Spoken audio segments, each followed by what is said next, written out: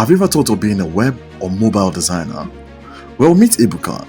He has always had that thought for a very long time.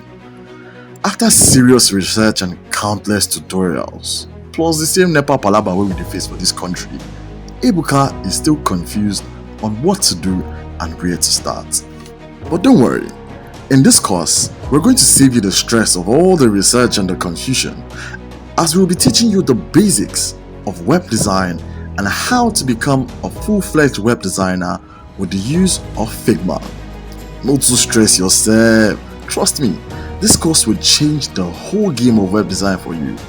You see all those women in tech and the big boys in tech, my brother and my sister, you go join them by the end of this course. When I say Figma is powerful, believe me, Figma is powerful.